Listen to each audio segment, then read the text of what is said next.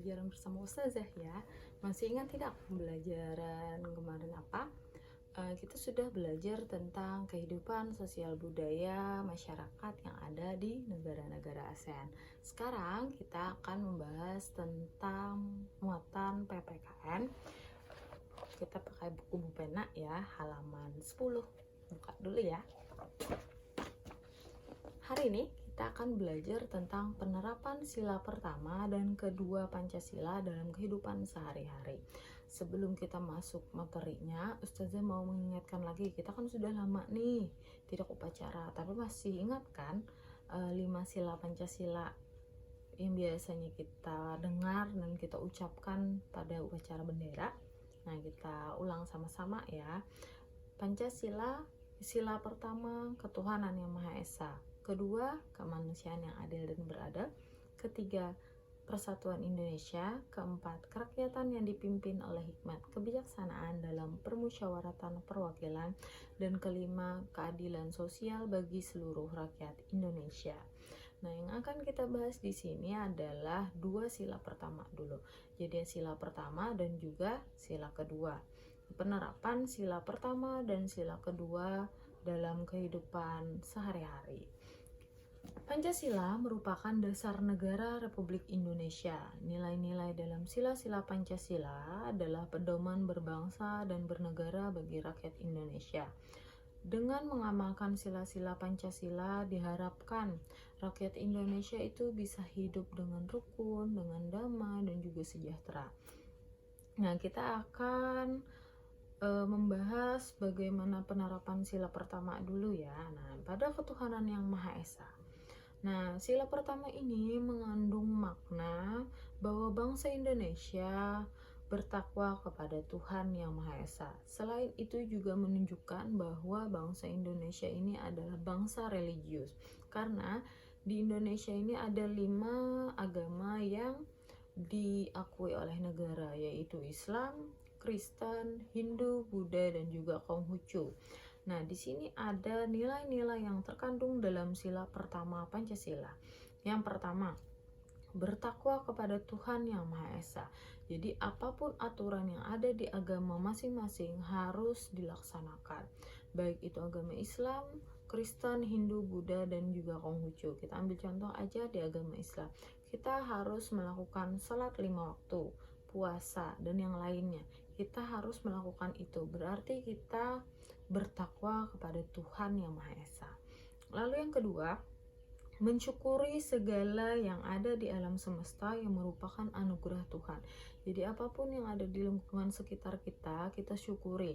Kita sebagai umat beragama Islam, kalau kita mensyukuri, kita mengucapkan alhamdulillah. Nah, jadi bagaimana cara mensyukurinya? Contoh, dengan cara merawat tanaman dengan menyiraminya tiap hari, lalu memberi makan hewan kayak kucing. Biasanya kan yang ada di rumah kan kucing, burung. Nah, itu boleh dikatakan sebagai mensyukuri segala yang ada di alam semesta. Lalu yang ketiga, mengakui kebebasan memeluk agama dan menjalankan ibadah masing-masing. Karena tadi kata Ustazah yang pertama tadi sudah Ustazah jelaskan, ada 5 agama yang diakui negara. Jadi di sini kita harus bisa menghormati kebebasan beragama pada setiap agama yang dipeluk oleh orang masing-masingnya. Jadi misalkan pada saat kita sholat 5 waktu, orang agama lain harus bisa menghormati kita pada saat kita sholat. Begitupun juga kita harus bisa menghormati mereka pada saat mereka beribadah. Misalkan kan kayak orang Kristen itu mereka beribadahnya setiap hari Minggu, misalkan kita harus bisa menghormatinya. Lalu yang keempat, menghormati dan saling menjaga kerukunan antar pemeluk agama. Kita sebagai umat muslim tidak boleh hanya berteman dengan umat muslim saja, tapi kita juga boleh berteman dengan agama lain, tapi tidak mencampurkan urusan agama dengan urusan sosial. Kita hanya berteman hanya sebatas untuk berteman sebagai makhluk sosial, bukan mencampuri masalah agama masing-masing.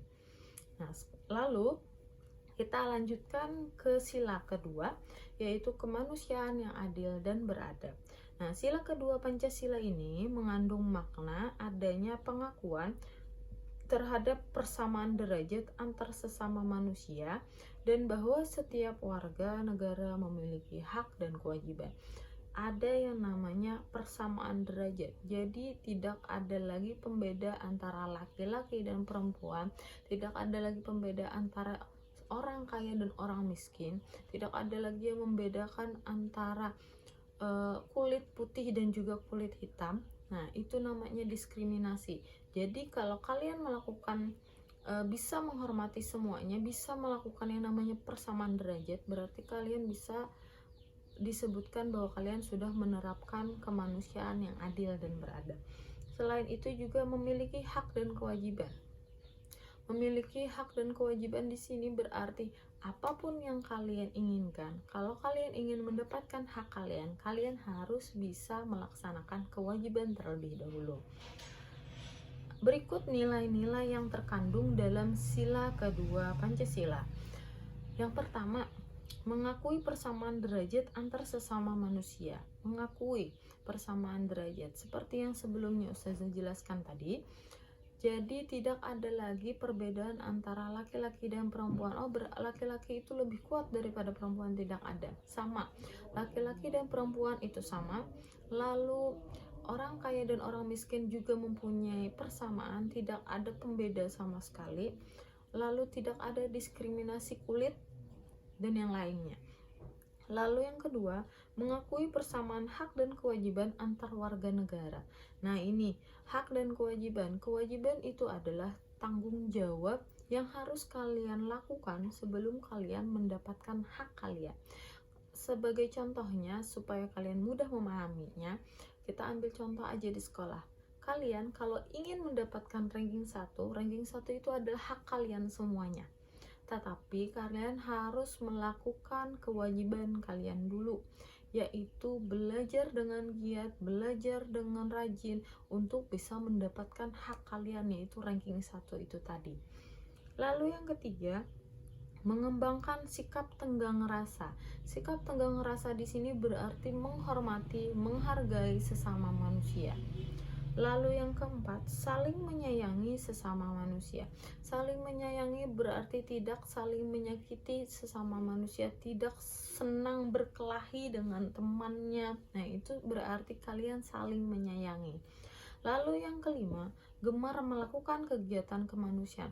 Saling tolong menolong misalkan, atau misalkan kita biasanya kan ada, kemarin itu pernah ada bencana kebakaran ya kemarin. Nah, kalian diminta siapa yang mau menyumbangkan uang atau mau menyumbangkan pakaian-pakaian bekas. Nah, bisa kalian sumbangkan ke sekolah. Itu berarti kalian sudah menerapkan sila kedua, yaitu kemanusiaan yang adil dan beradab. Nah, sampai di sini dulu penjelasan dari Ustazah. Semoga bisa dapat dipahami semuanya ya. Assalamualaikum.